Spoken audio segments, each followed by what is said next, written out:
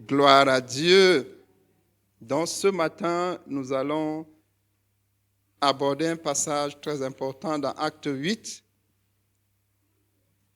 Le titre du message, si tu veux en mettre un, c'est « Avance et approche-toi de ce char ». Avance et approche-toi de ce char. Lis pour nous dans Acte 8. Si tu n'as pas de Bible, tu lèves la main, on va t'en donner une. Comme ça, tu suis attentivement l'enseignement. Donc, lis pour nous Acte 8 à partir du verset 26.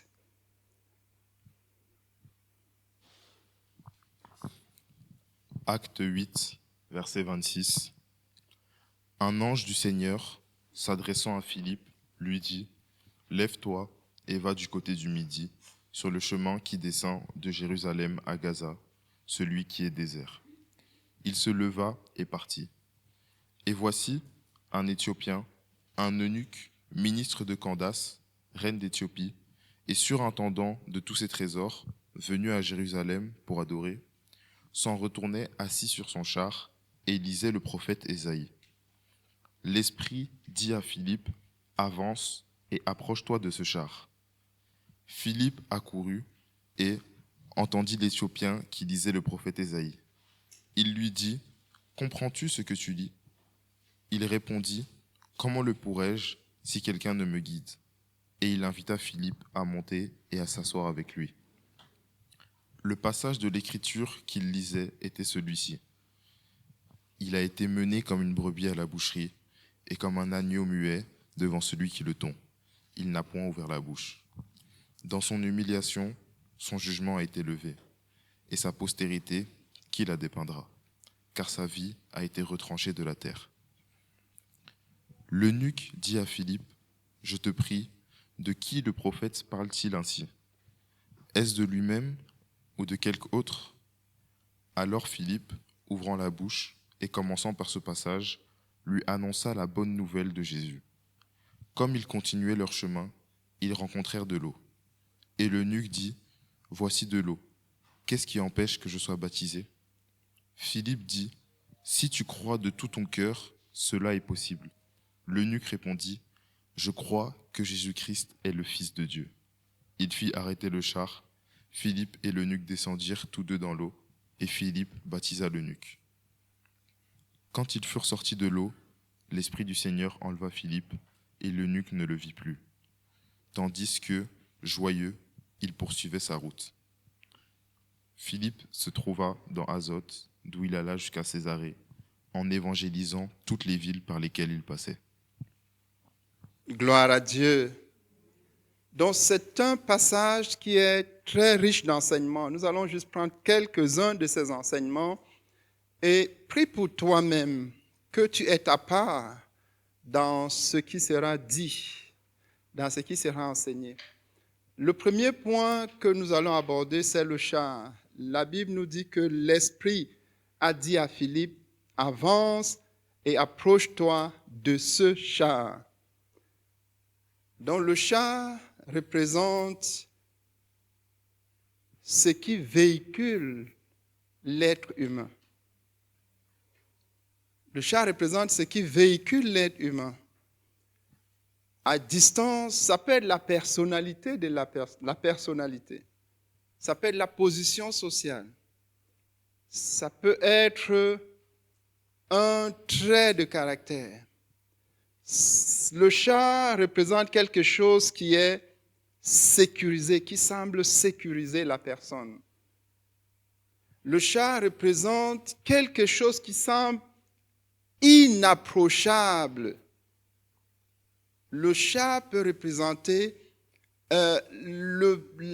la fermeté d'une personne. Dès que tu la vois à distance, tu sais que tu ne dois pas l'approcher. Le char peut représenter le fait qu'une personne est tellement hostile, tellement renfermée, tellement repliée sur elle-même qu'elle est inapprochable. Le char peut représenter tout ce qu'une personne essaye avec quoi se sécuriser. Ça peut être l'isolation. Ça peut être l'isolement. Il y a des gens qui s'isolent de tous pour se sécuriser. Parce qu'ils se disent, si je m'approche, peut-être qu'il y a un danger. Ils vont se couper de tout le monde pour chercher une sécurité. Le chat, c'est ce qui à distance semble sûr. Ce qui à distance semble très sûr. Mais le chat, en réalité, c'est une carapace. À l'intérieur de cette carapace se trouve une personne. Se trouve un être humain qui a ses questionnements, qui a ses interrogations, qui a des choses qu'il veut comprendre. La Bible dit qu'à l'intérieur du char, il y avait l'eunuque éthiopien. Donc, il faut toujours voir au-delà du char. Il faut toujours voir au-delà de ce visage fermé et hostile. Il faut toujours voir au-delà de cette personnalité très sûre d'elle et n'ayant besoin de personne. Au-delà du char, il y a un être humain. Et l'être humain, qui qu'il soit, a des questionnements. L'être humain, qui qu'il soit, s'interroge. L'être humain, toi qui es là, tu t'interroges. Tu te questionnes. Il y a des choses que tu veux comprendre. Et c'est vrai pour tout être humain. Quelle que soit sa personnalité, quel que soit son semblant de sécurité, quel que soit son semblant d'assurance, il n'est qu'un être humain. Et étant un être humain, il est dans un questionnement. Il est en train de s'interroger. Il est en train de chercher à comprendre. Et toi aussi, c'est ton cas. Tu es en train de chercher à comprendre. Tu te poses des questions qui sont jusque-là sans réponse. Celui qui te voit à l'extérieur peut dire, elle n'a besoin de rien. Il n'a besoin de rien. Mais en réalité, tu es en train de te questionner. En réalité, tu as besoin de quelqu'un pour t'aider à comprendre. Donc, il y a d'abord le char. C'est tout ce qui est extérieur. Tout cette armure extérieure. Tout ce dispositif extérieur. Et tu sais très bien de quoi il s'agit. Ça peut être tout ce que tu as mis pour te sécuriser, de telle sorte que tu tiens les gens à distance. Ça peut être ta position sociale qui te rassure. Mais à l'intérieur, il y a une personne. Au-delà de ta personnalité, au-delà de ton personnage, il y a juste un être humain. Et cet être humain-là a des questions. Cet être humain cherche à comprendre. Cherche à comprendre. Alléluia. Cherche à comprendre. Et donc, il a besoin de quelqu'un pour l'aider à comprendre.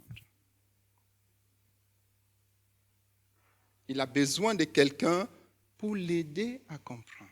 Lis encore pour nous à partir du verset 30.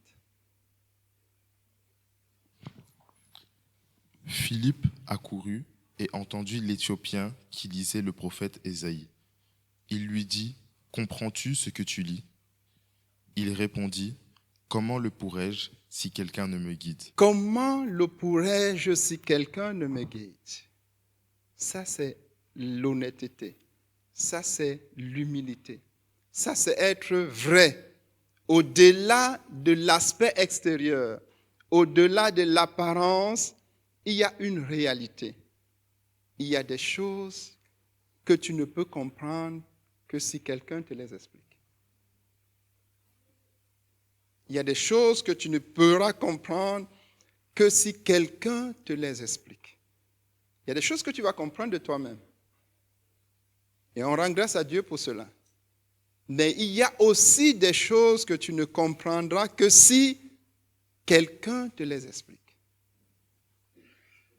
Et c'est vrai pour chacun de nous. C'était un dignitaire. Et il rentrait adorer. Donc tu peux être quelqu'un qui vient à l'église adorer. Mais il y a des choses que tu ne comprendras que si quelqu'un te les explique. Donc il y a des choses que tu vas comprendre de toi-même, tu notes ça, et il y a des choses que tu ne comprendras que si on te les explique. Lis encore le verset 31. Il répondit, comment le pourrais-je si quelqu'un ne me guide? Comment le pourrais-je si quelqu'un ne me guide?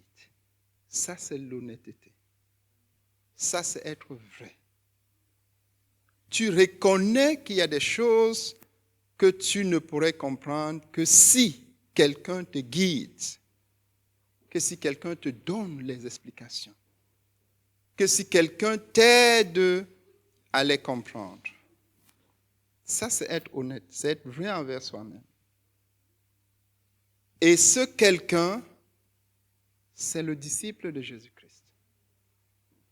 C'est quelqu'un, c'est celui qui était hier comme toi, qui a été aussi aidé et qui a compris ce que tu veux comprendre. Et Dieu a vu ton besoin de comprendre. Et il a dit, j'envoie quelqu'un. Cette personne-là va se charger de t'expliquer ce que tu veux comprendre.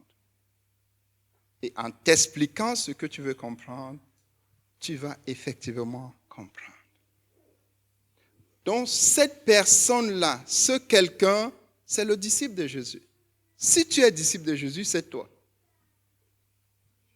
Dieu te charge de la responsabilité d'expliquer à l'autre ce qu'il doit comprendre.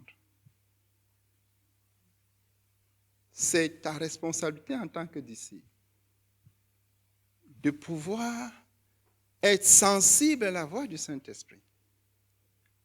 Et le Saint-Esprit te dit, approche-toi de ce char. Il semble inapprochable. Si tu le regardes de l'extérieur, mais ne te fie pas seulement à l'aspect extérieur. À l'intérieur, il y a un être humain. À l'intérieur, il y a quelqu'un qui brûle de comprendre. Il y a quelqu'un qui a des interrogations, qui a des questionnements. Et à moins que tu n'ailles l'aider à comprendre, la personne ne comprendra pas. Donc c'est notre responsabilité, frères et sœurs, en tant que disciples, d'être sensibles à la voix du Saint-Esprit. Le Saint-Esprit a dit, approche-toi. Et chacun de nous, et d'ailleurs certains l'ont peut-être fait, il y a quelqu'un qui est ici ce matin parce que tu as osé t'approcher de la personne. Et tu lui as dit, au-delà des apparences, je crois qu'il y a des choses que tu veux comprendre. Et je vais t'amener pour qu'on te donne les explications. Et tu vas les comprendre. Donc, il y a celui qui doit aider l'autre à comprendre. Celui-là, c'est le disciple de Jésus-Christ. C'est toi et moi. C'est notre responsabilité. Et ne nous fions pas aux aspects extérieurs. Je vous assure, à partir du moment où c'est un être humain, il a des questionnements. Il a des choses qu'il veut comprendre. Il a essayé par lui-même de les comprendre. Mais il dit, comment comprendrais-je si quelqu'un ne me guide? C'est ça l'humilité. Et je bénis le Seigneur pour toi ce matin. Tu as fait preuve de cette humilité en étant là. Tu t'es dit, il y a des choses de la vie que j'ai déjà comprises. C'est bien. Mais il y a aussi d'autres que je veux comprendre. Et pour les comprendre, il faut qu'il y ait quelqu'un qui m'explique. Et tu es venu. Et nous sommes en train de t'expliquer. Il y a des choses que tu veux comprendre. Il y a des choses que tu dois comprendre. Alléluia. Et pour chacun de nous, c'est une interpellation du Seigneur. En nous disant, cette personne qui est en face de toi, elle semble non inapprochable. Elle semble fermée. Elle semble tellement sûre d'elle. Mais ne te fie pas aux aspects extérieurs. C'est un être humain qui a ses questionnements, qui a ses interrogations, qui a des choses qu'il veut comprendre. Je t'envoie vers elle, je t'envoie vers lui pour l'aider à comprendre. Et si tu réponds et te lèves comme Philippe s'est levé, c'est la plus grande marque de ton amour pour la personne. Parce que comme nous allons voir tout à l'heure, celui qui veut comprendre, s'il arrive à comprendre, sa vie va radicalement changer.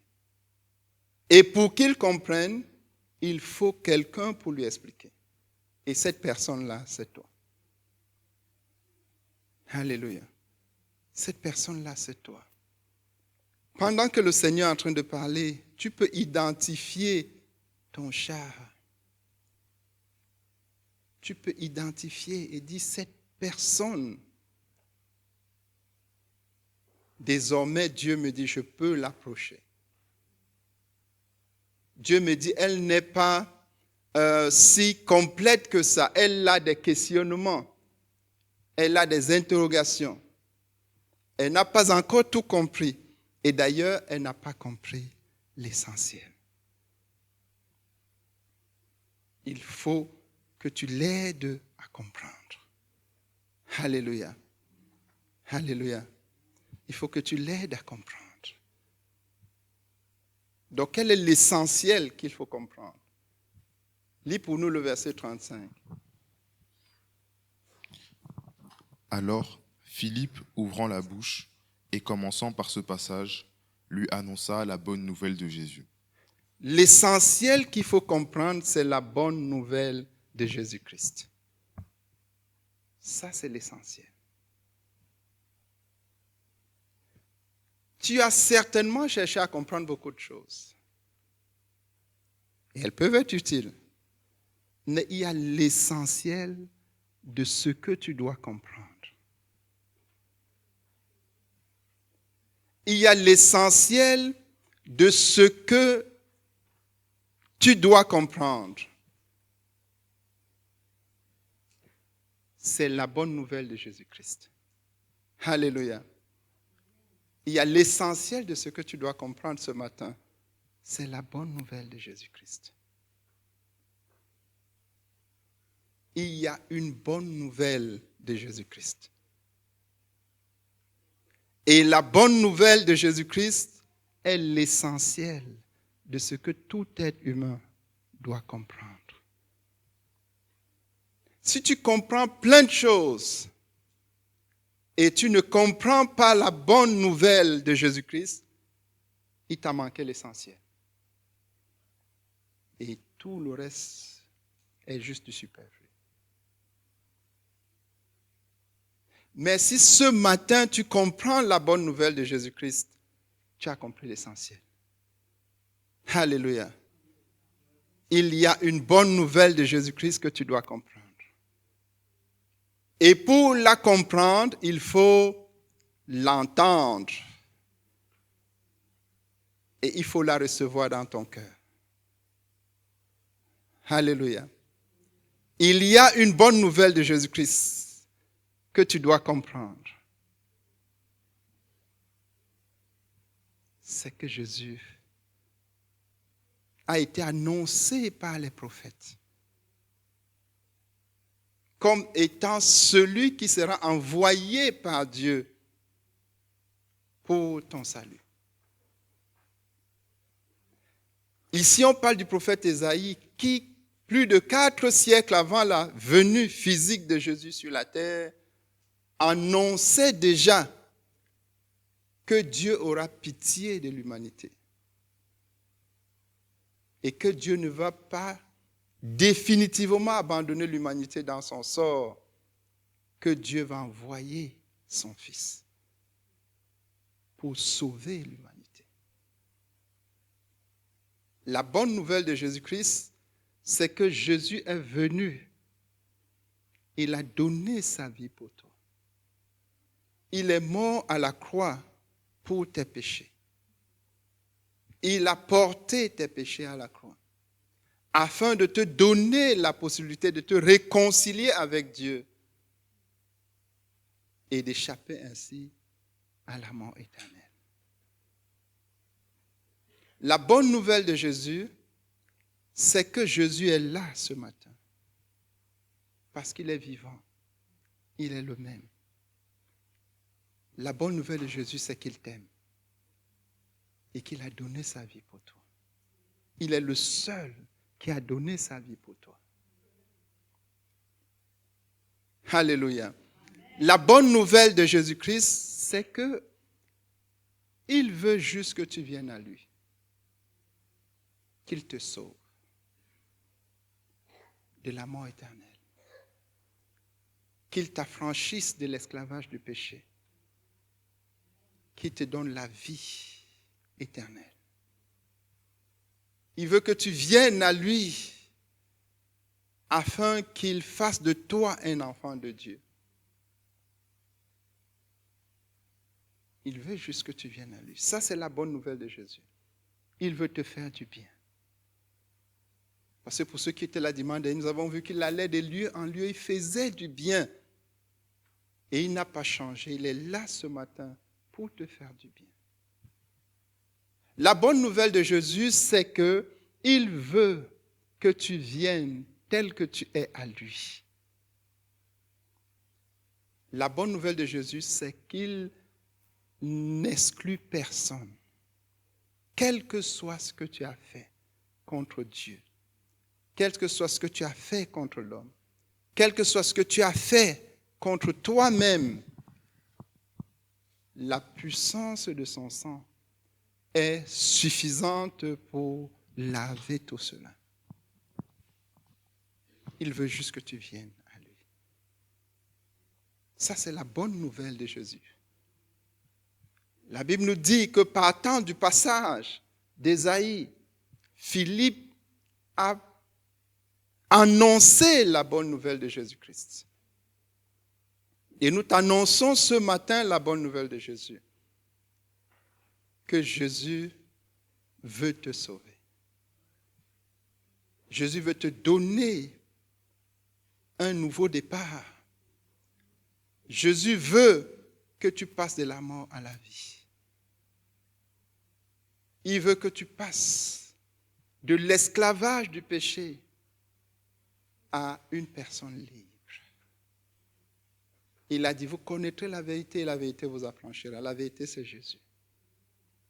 Ça, c'est la bonne nouvelle de l'Évangile. Ça, c'est la bonne nouvelle de Jésus-Christ. Et c'est ce que tu dois comprendre. Et si tu comprends, qu'est-ce que tu fais? Tu montres que tu as compris en venant à Jésus. Aussi simple que ça. Donc ça, c'est la bonne nouvelle de l'Évangile. La bonne nouvelle de Jésus-Christ. Donc, il y a une bonne nouvelle de Jésus-Christ qui t'est annoncée ce matin. C'est que ce jour, Jésus veut te sauver. Il veut venir dans ton cœur, dans ta vie, et faire de toi un enfant de Dieu. Il veut t'affranchir de l'esclavage du péché. Il veut venir dans ta vie pour détruire les œuvres du diable et pour mettre un terme définitif à la réjouissance de l'ennemi à ton endroit. Ça, c'est la bonne nouvelle de Jésus, qu'il est là ce matin. Alléluia. Et ne te fie pas à la carapace. C'est toi. Et Jésus a vu que tu te questionnais. Il a vu que tu voulais comprendre cela ce matin. Et il est en train de te faire comprendre cela.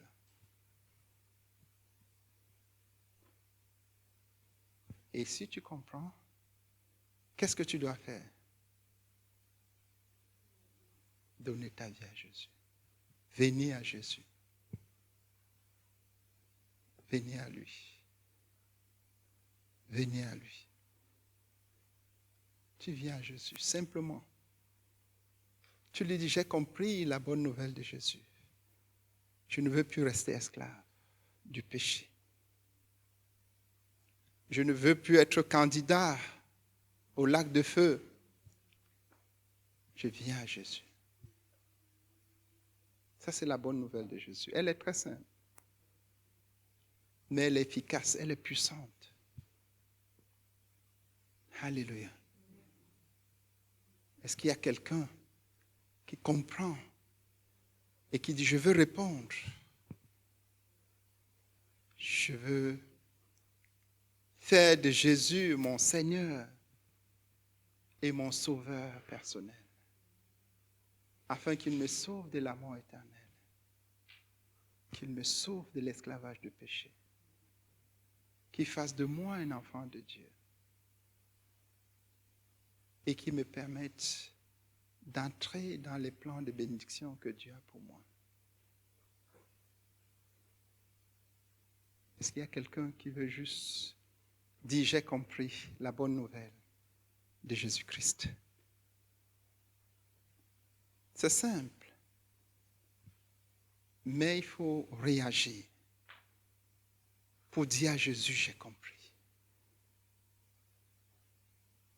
Il faut réagir pour dire à Jésus, j'ai compris. Il faut réagir pour dire à Jésus, j'ai compris.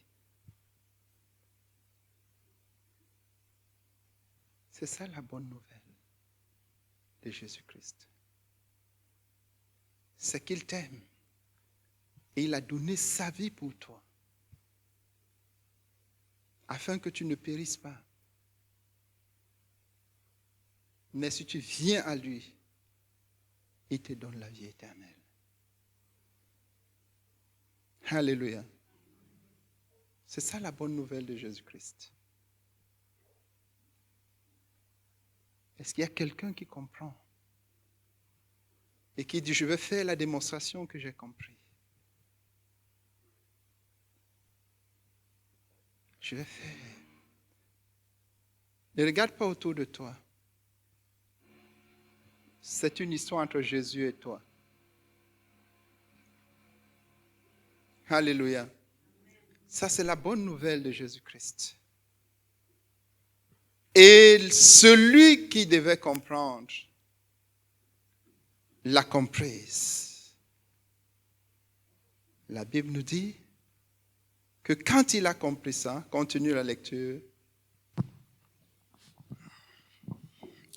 Comme ils continuaient leur chemin, ils rencontrèrent de l'eau, et l'eunuque dit, voici de l'eau, qu'est-ce qui empêche que je sois baptisé? Qu'est-ce qui empêche que je sois baptisé?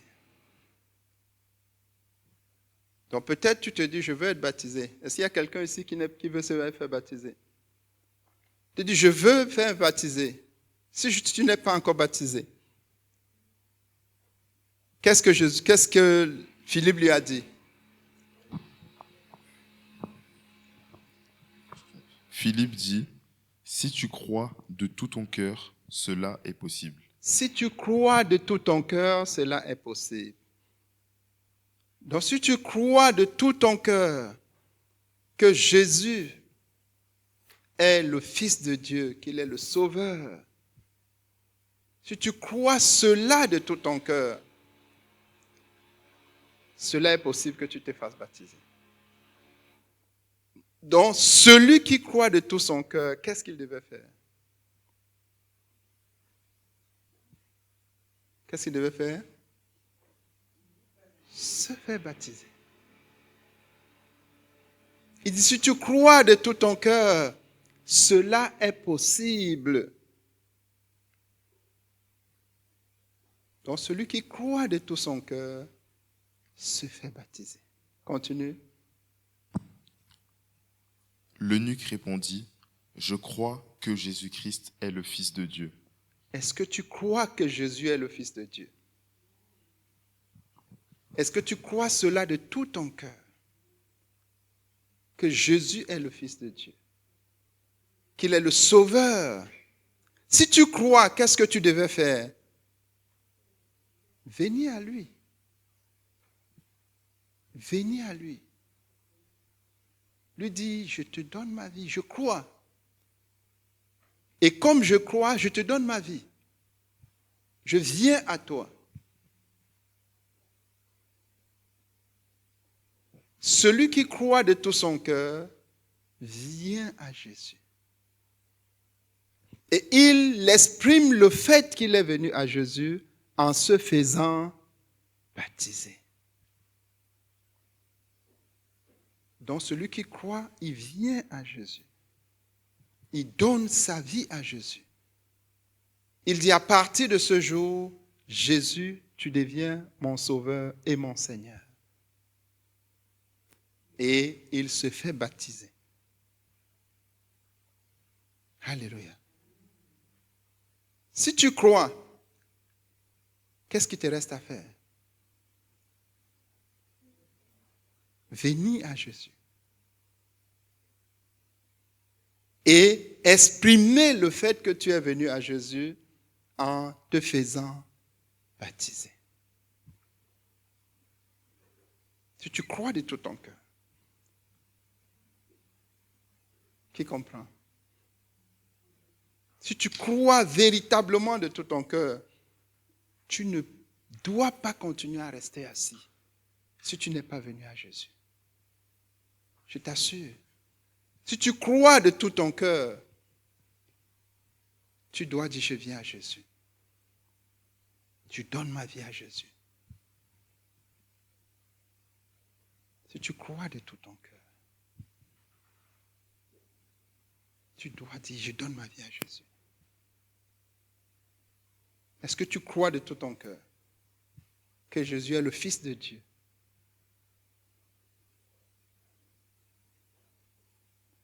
Est-ce que tu crois?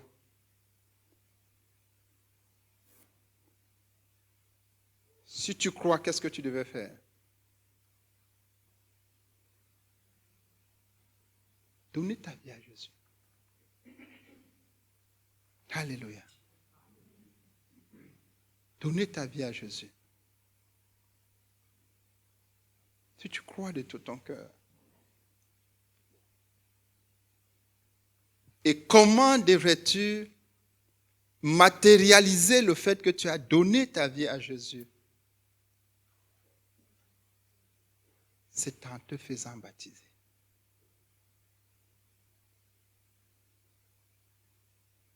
C'est en te faisant baptiser. Alléluia. Donc si tu crois de tout ton cœur que Jésus est le Fils de Dieu, donne-lui ta vie. Donne-toi à lui. Alléluia. Ne te limite pas. L'eunuque était venu adorer comme tu es venu ce matin. Si c'était limité à cela, cela n'aurait pas été suffisant. L'Esprit de Dieu a envoyé Philippe pour lui expliquer, pour l'aider à comprendre la bonne nouvelle de Jésus-Christ. Et l'Esprit nous a envoyés ce matin pour t'aider à comprendre la bonne nouvelle de Jésus-Christ. Et dès que l'eunuque a compris la bonne nouvelle de Jésus, qu'est-ce qu'il a fait? Il a dit, je crois de tout mon cœur. Alléluia. Tu ne peux pas comprendre la bonne nouvelle de Jésus et rester indifférent.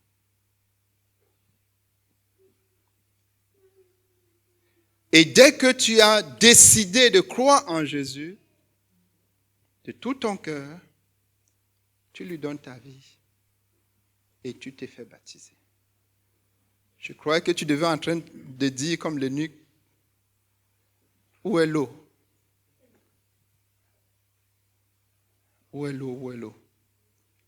Pour que je me fasse baptiser avant de partir d'ici. Alléluia. Donc prions le Seigneur. C'est la bonne nouvelle de Jésus-Christ. Il apprécie le fait que tu as cherché à comprendre. Il t'a aidé à comprendre.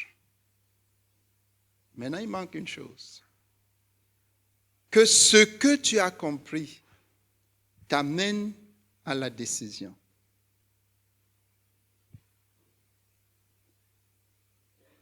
De venir à Jésus. Alléluia. Tu es venu dans sa maison, c'est bien.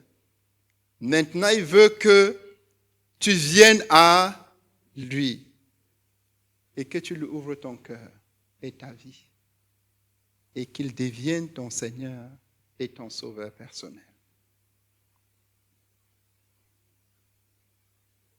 Qu'il devienne ton Seigneur et ton Sauveur personnel. Nous allons prier.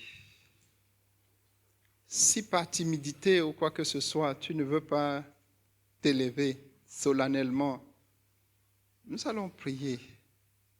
Si tu n'as pas encore donné ta vie à Jésus et tu veux le faire maintenant, parce que c'est bien de le faire maintenant, puisque tu as compris la bonne nouvelle de Jésus-Christ, qu'il est bien de donner, de venir à Jésus pour mettre un terme à l'action du voleur qui venait pour voler ta vie, pour la dérober, pour te détruire, pour que tu sois en sécurité entre les mains de Jésus, pour qu'il te donne la vie éternelle et qui devient ce que Ésaïe avait dit. Il dit qu'il sera l'admirable conseiller, qui devient ton conseiller. Nous allons prier. Que si tu veux prendre cette décision, que tu la prennes dans ton cœur. Et après tout à l'heure, tu peux venir me voir. Prions le Seigneur. Père, nous te bénissons pour la bonne nouvelle de Jésus-Christ. Elle est simple, mais elle est puissante. Elle est efficace.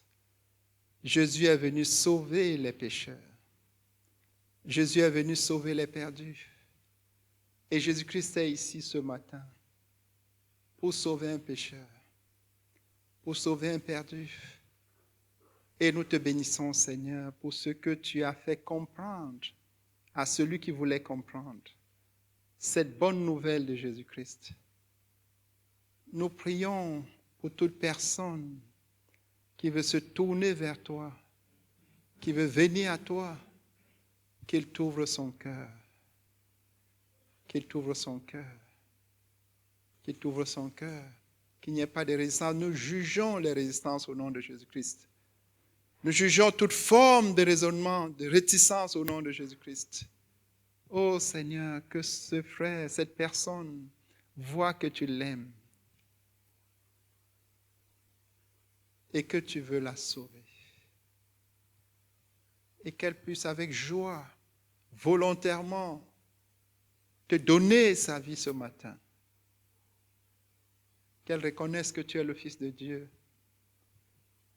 Qu'elle te demande pardon pour ses péchés. Et qu'elle te reçoive dans son cœur et dans sa vie, comme son Seigneur et Sauveur personnel. Ça, c'est la bonne nouvelle de Jésus-Christ. Seigneur, nous prions pour chaque personne qui le fait sincèrement, qu'elle obtienne le salut, que tu donnes. Au nom de Jésus-Christ. Amen. Donc, celui qui fait ça se fait baptiser.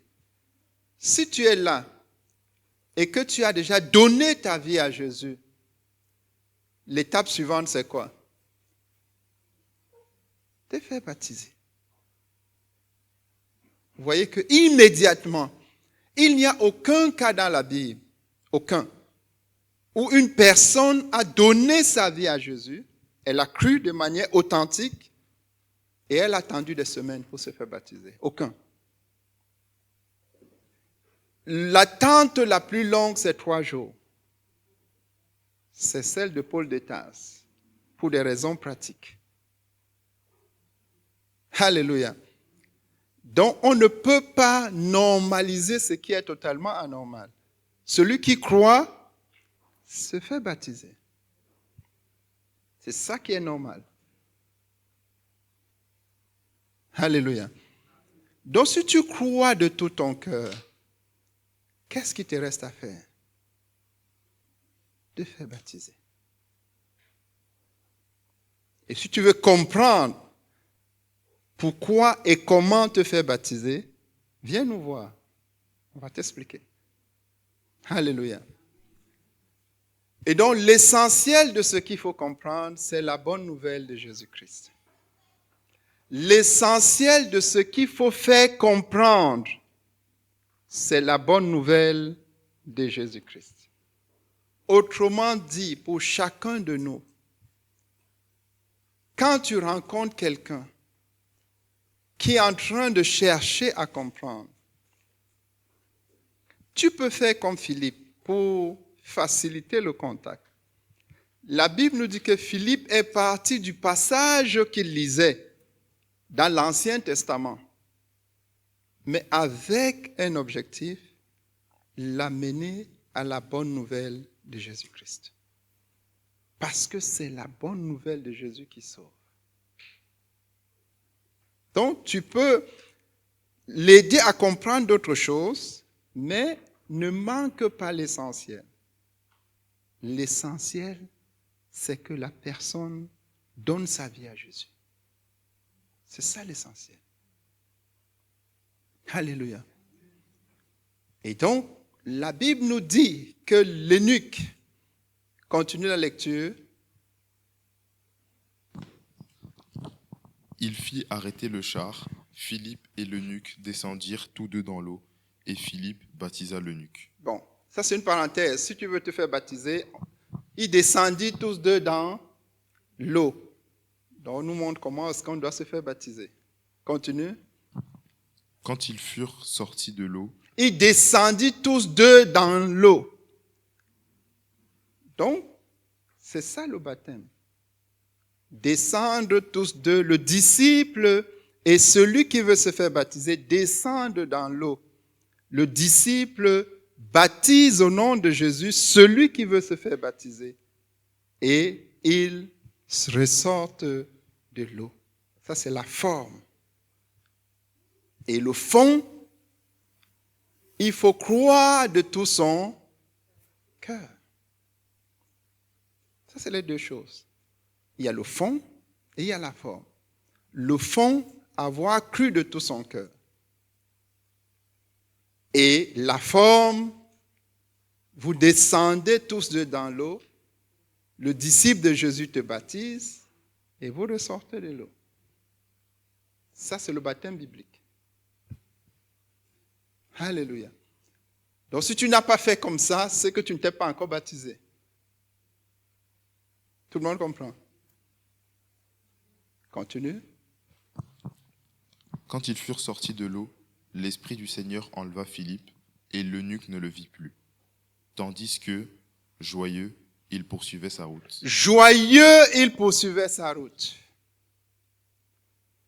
Le Seigneur veut qu'à partir de maintenant, si tu lui donnes ta vie, tu vas poursuivre ta route étant joyeuse. Tu vas poursuivre ta route étant joyeux. C'est ça, frère, la bonne nouvelle de Jésus-Christ. C'est que celui qui donne sa vie à Jésus poursuit le restant de sa vie étant joyeux. Joyeux, il poursuivait sa route. Alléluia. C'est pour que tu sois joyeux. C'est pour que tu sois joyeuse. Alléluia. Joyeux, il poursuivait sa route. Le restant de ta vie, joyeux, joyeux, joyeux, joyeux, joyeux. Pourquoi? Parce qu'il y a ce qu'on appelle la joie du salut. David dit dans le psaume 51, verset 12, « Redonne-moi la joie du salut. » Il y a la joie du salut. Il y a la joie que donne le salut.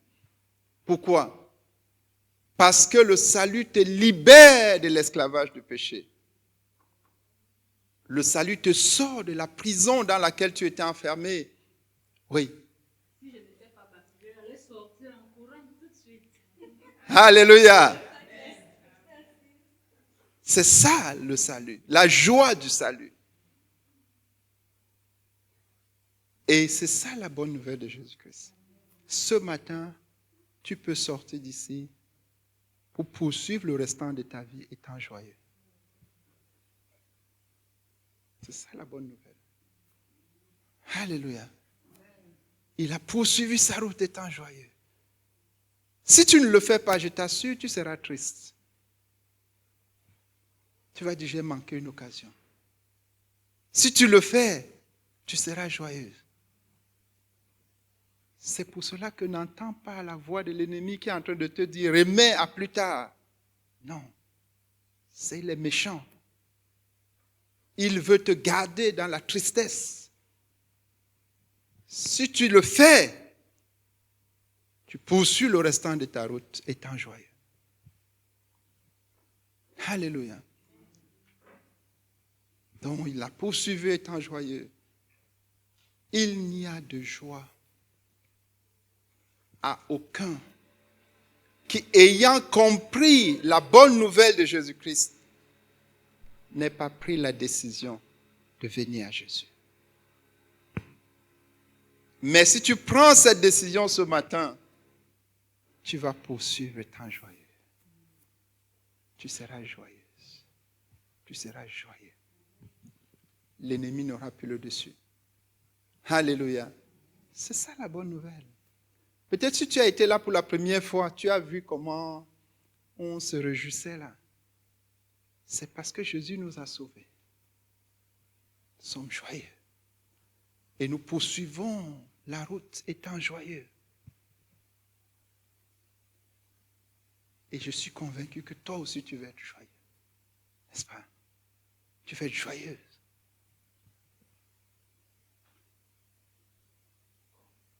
Donc c'est ça la bonne nouvelle de l'Évangile. Que ce matin, tu peux partir d'ici étant une autre personne. Une personne qui va poursuivre le restant de sa route joyeuse. Joyeuse. Alléluia. Une personne qui va poursuivre le restant de sa route étant joyeuse. Étant joyeuse. Qu'est-ce que tu choisis? Rester dans la tristesse ou poursuivre étant joyeux? Ah, le choix, voilà. Et qu'est-ce qu'il faut faire? Alléluia. Donc l'essentiel de ce qu'il faut comprendre, c'est la bonne nouvelle de Jésus-Christ. Celui qui donne sa vie à Jésus et qui se fait baptiser poursuit la route de la vie, le chemin de la vie en étant joyeux. C'est ça la bonne nouvelle de l'Évangile.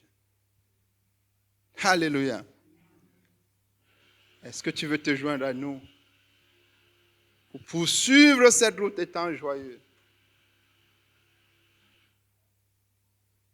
Vous voyez bien que il rentrait de Jérusalem adoré. Quand tu peux te dire, je viens à l'église, j'adore. Tu peux te dire, il était en train de lire Vous voyez quelqu'un qui avait faim et soif. Il sort de l'adoration, mais il est encore en train de lire. Et ça peut être ton cas. Tu avais faim, tu veux venir à Jésus. Et tu es là ce matin. Est-ce que tu dois repartir comme ça?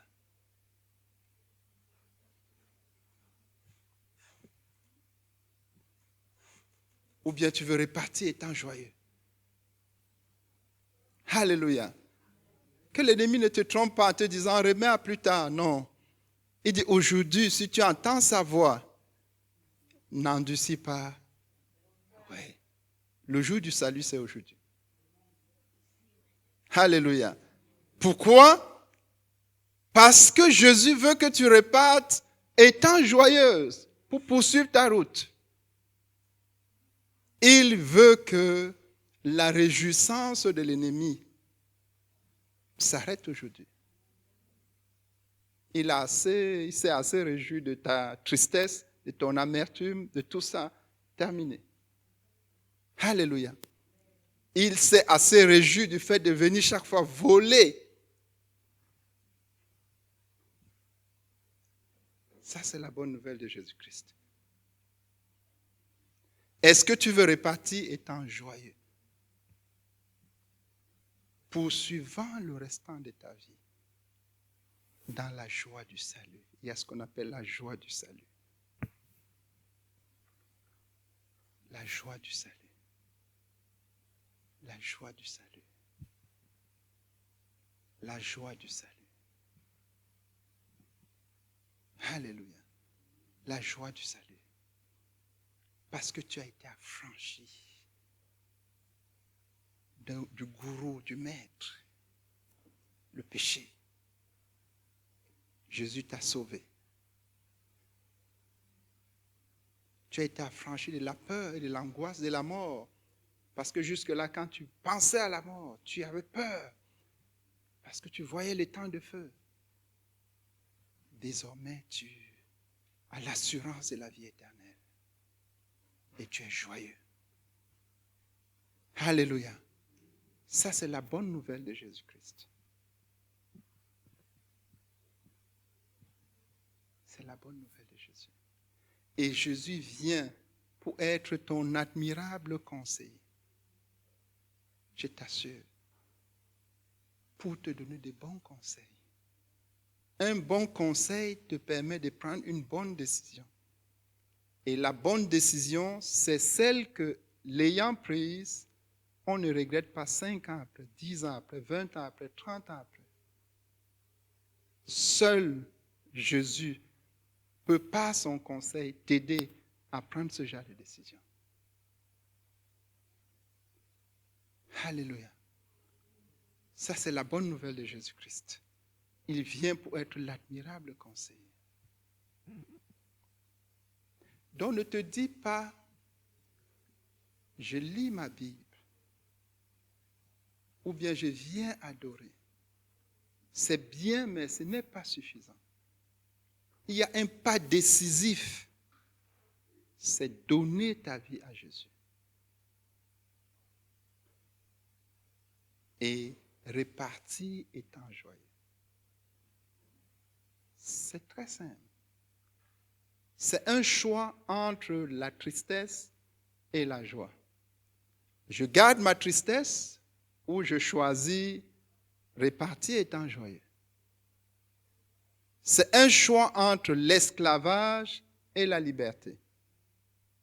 Je reste esclave du péché ou je choisis la liberté. C'est ce choix-là. Alléluia. Donc ce matin, tu peux faire le bon choix. Tu peux sortir de l'esclavage du péché pour entrer dans la liberté que Jésus te donne. Tu peux sortir de la mort éternelle pour entrer à la vie éternelle. Tu peux sortir de la tristesse, de l'amertume, de l'anxiété.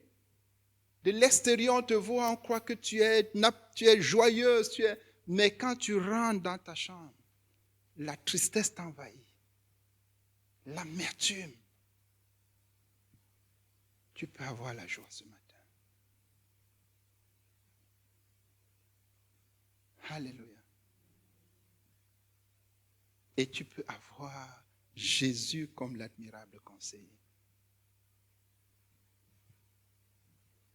Donc voilà la bonne nouvelle de Jésus-Christ.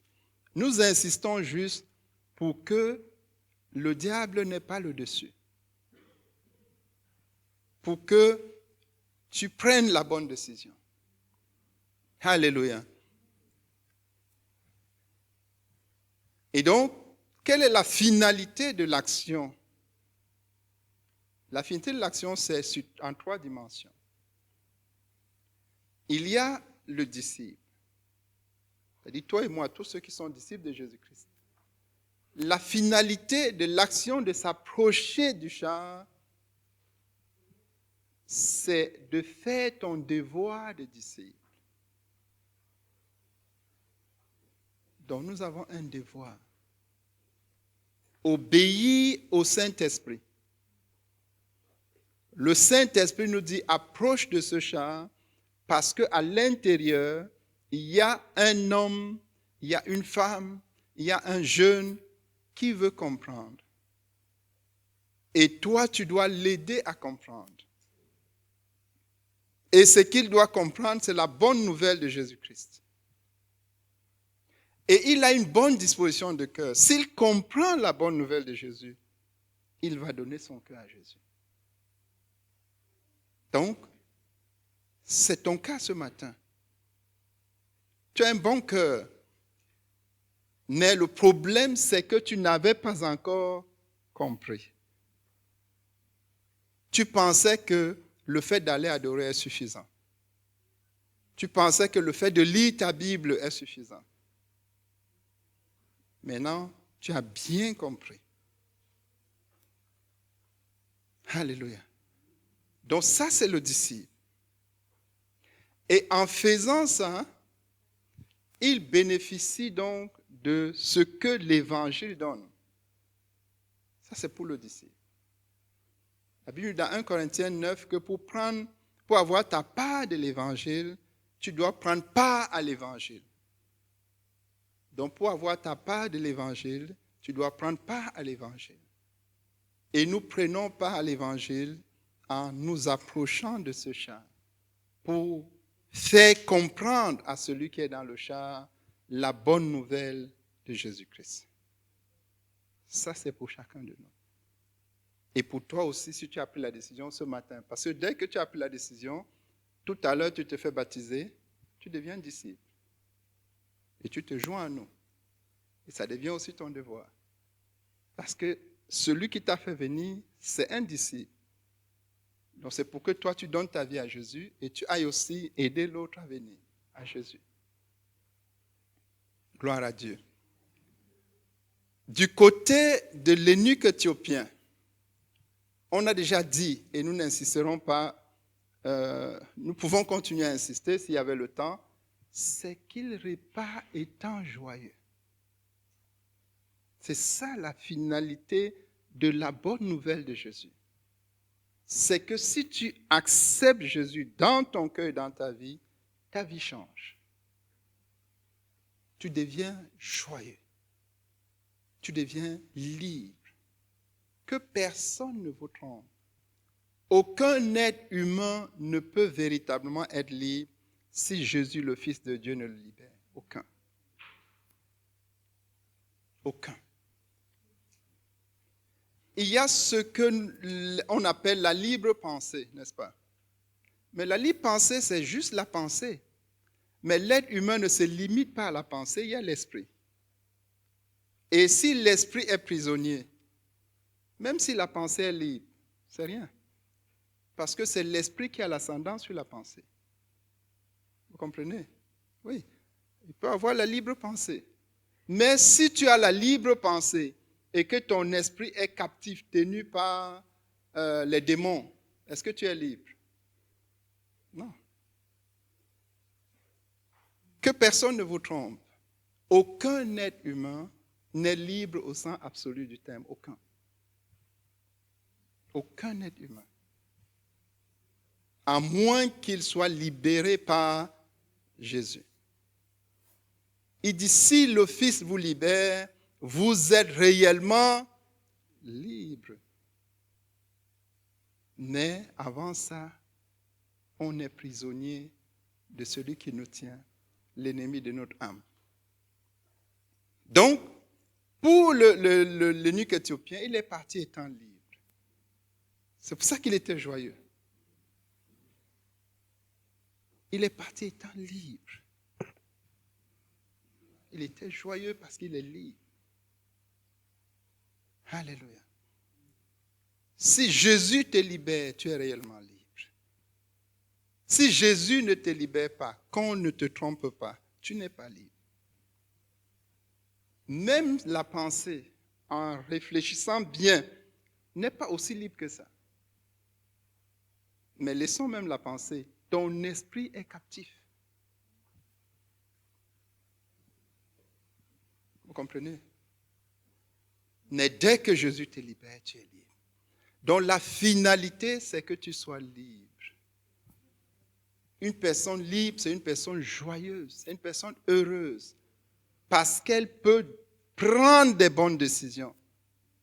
Mais si tu n'es pas libre, si c'est le péché qui te dicte ce que tu dois faire, tu es malheureux, tu es misérable. Alléluia. Et troisième point, la finalité de tout, c'est que Dieu soit glorifié. Tout ça, c'est que Dieu soit glorifié. Parce que c'est Dieu qui t'a créé. Tu appartiens à Dieu par droit de création et tu appartiens à Dieu par droit de rédemption. Si finalement tu viens à qui tu appartiens, tu le glorifies. Si tu décides de rester entre les mains de l'ennemi, Dieu n'est pas glorifié. Comprenez? Donc c'est ça la finalité.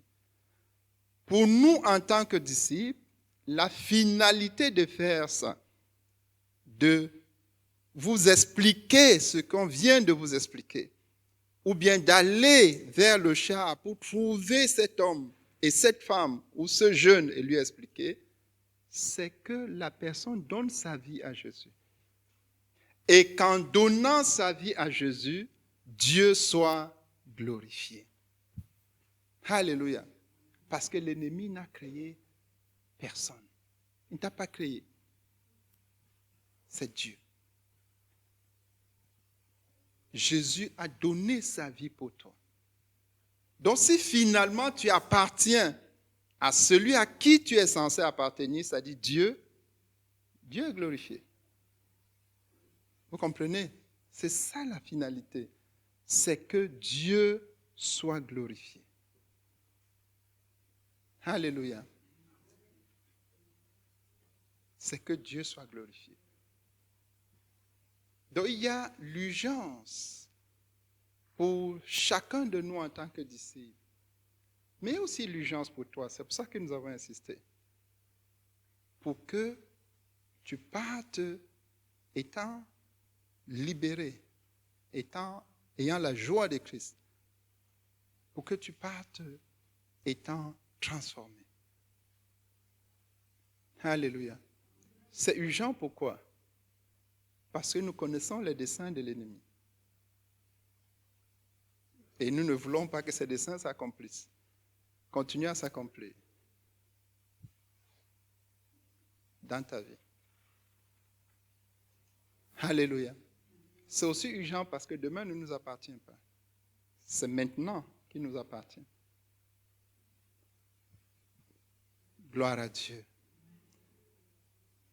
Donc, si tu as pris la décision, nous allons prier pour toi. Et si tu veux, tout à l'heure, tu peux venir me rencontrer pour qu'on voie comment continuer à t'aider. Prions le Seigneur et bénissons-le. Seigneur, nous te bénissons. Le sang de tout ceci, l'essentiel, la quintessence, c'est la bonne nouvelle de Jésus-Christ. Merci Seigneur. Merci pour ton esprit qui nous parle. Aide chacun de nous à faire comme Philippe, à obéir à ton esprit et à nous approcher de ce char, à ne pas avoir d'a priori, à ne pas être bloqué par les aspects extérieurs que nous pouvons voir. Tu nous as dit qu'à l'intérieur de chaque char, il y a juste un être humain avec son questionnement qui a besoin d'aide pour comprendre. Et tu nous envoies chacun de nous en tant que disciples vers cette personne-là, Seigneur. Et nous te bénissons grandement même pour ceux de tes disciples que tu as envoyés vers les autres ce matin qui voulaient comprendre. Et ils les ont invités à venir comprendre. Nous te bénissons pour ce qu'ils ont compris. Et nous te bénissons pour la décision de chacun. Et nous protégeons cette décision au nom de Jésus-Christ. Et nous prions notre Dieu pour ceux qui vont l'apprendre les heures, les jours à venir. Que tu continues à agir par ton Saint-Esprit. Nous prions pour nous-mêmes en tant que disciples. Que tu nous aides à continuer à aller et à nous approcher vers chaque personne qui veut comprendre et à l'aider à comprendre afin qu'il prenne la bonne décision. Te bénissons pour ceux qui ont pris la décision de croire. Nous prions que comme l'eunuque éthiopien, ils puissent aller dans les eaux du baptême. Il nous a dit que quand il est sorti de l'eau, il est reparti étant joyeux. Nous voulons que cette joie soit le partage de chaque personne qui était là ce matin, qui a entendu cette bonne nouvelle de Jésus-Christ. Et nous te bénissons, Seigneur. Nous prions que tout plan de l'ennemi dirigé contre qui que ce soit pour l'empêcher de prendre la bonne décision soit anéanti au nom de Jésus-Christ. Et que, Seigneur, la réaction de chacun à ton appel ce matin soit positive. Au nom de Jésus-Christ. Et qu'au final, toute la gloire te revienne. Au nom de Jésus-Christ. Amen.